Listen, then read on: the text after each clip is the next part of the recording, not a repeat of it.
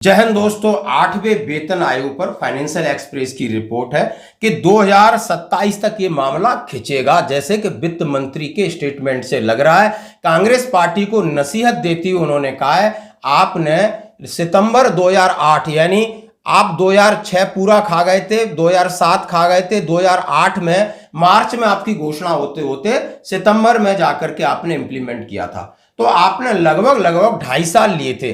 तो क्या अब ये भी 2.5 साल लेंगे या 1 साल लेंगे? यानी जैसा लग रहा है, मैं आपसे कह रहा हूं कि 2027 की बात हो रही है, तो 2027 से पहले बिहार और उत्तर प्रदेश में चुनाव है।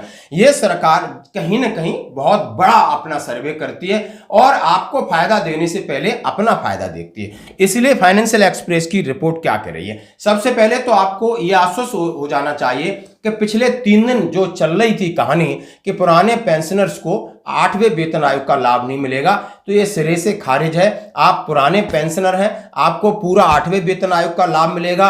वन रैंक वन पेंशन का पॉलिसी के तहत हर 5 साल बाद आपको लाभ मिलेगा। आपके पेंशन के बीच में डिफरेंस नहीं होगा। ये वास्तविकता है। इसकी सफाई वित्त मंत्री साहिबा ने देनी पड़ी और बिल्कुल कई अखबारों ने इसको कवर किया कि पहले ऐसा स्टेटमेंट दिया था जहां पर बहुत सारी नकारात्मक बातें निकल के आएंगी। तो आप ये स्पष्ट रूप से निश्चिंत रहें कि आपकी पे और पेंशन में इजाफा होगा। पे तो होती है, पेंशनर्स को भी घबराने की जरूरत नहीं है। चाहे आप सिपाही हैं, आप सूबेदार मेजर हैं, लेफ्टिनेंट हैं, कैप्टन हैं।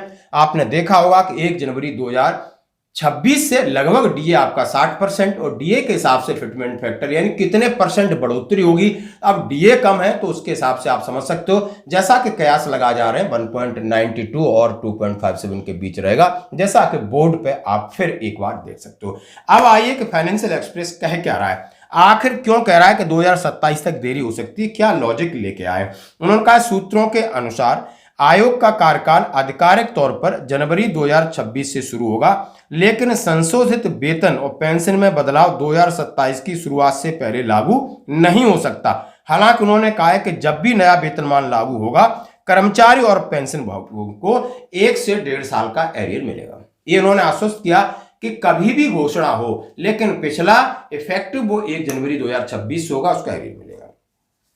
8वां वेतन आयोग के लिए उन्होंने जो बातें कही कि सिफारिशों को लागू होने में अभी लंबा समय लग सकता है। सूत्रों के अनुसार उन्होंने कहा है कि नया वेतनमान जब भी लागू होगा तो उसके लिए आपको 15 से 18 महीने में सरकार अपनी सिफारिशें और तमाम अपनी प्रक्रिया के लिए समय लेती है, तो ऐसा हो सकता है। पिछले वेतन आयोग की प्रक्रिया को देखते हुए सरकारों को अंतिम रिपोर्ट प्रस्तुत होने के बाद भी समीक्षा और कारण उनके लिए अतिरिक्त समय की आवश्यकता पड़ती है। इसका मतलब है कि वेतन और पेंशन वृद्धि 2027 की शुरुआत में लागू हो सकती है या नहीं।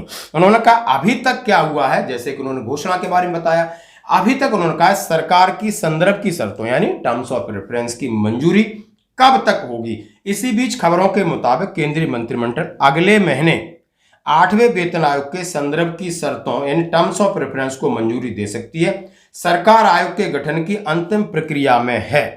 कैबिनेट से मंजूरी मिलते ही आधिकारिक अधिसूचना जारी कर दी जाएगी। इसके बाद आयोग अप्रैल 2025 से अपना काम शुरू करेगा।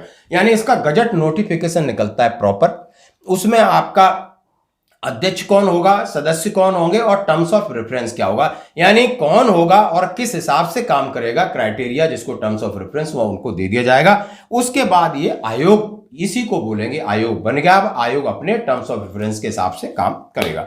सरकार ने 16 जनवरी 2025 को इसकी घोषणा की थी। तब से आयोग के कार्यक्षेत्र टर्म्स ऑफ रेफरेंस की प्रक्रिया का घटनाक्रम अभी तक लगातार जारी है, उस पर काम चल रहा है। हाल ही में संसद में सरकार से 8वें वेतन आयोग की शर्तों और पैनल के सदस्यों की नियुक्ति के बारे में पूछा गया था। जवाब में सरकार ने कहा है कि वेतन आयोग की अधिसूचना, अध्यक्ष, सदस्यों और समय सीमा पर फैसला उचित समय पर लिया जाएगा। इसके लिए सरकार अपना काम कर रही है। 8वें वेतन आयोग के अनुमोदन और गठन की समय सीमा क्या होती है? केंद्रीय मंत्रिमंडल ने केंद्रीय कर्मचारियों, पेंशन भोगियों के वेतन और पेंशन में सुधार के लिए 8वें वेतन आयोग को मंजूरी दी। हालांकि सदस्य और उनके अध्यक्ष तय होंगे, उसके बाद टर्म्स ऑफ रेफरेंस के साथ आगे बढ़ेंगे। उन्होंने कहा, हित धारकों के साथ क्या परामर्श प्रक्रिया होगी?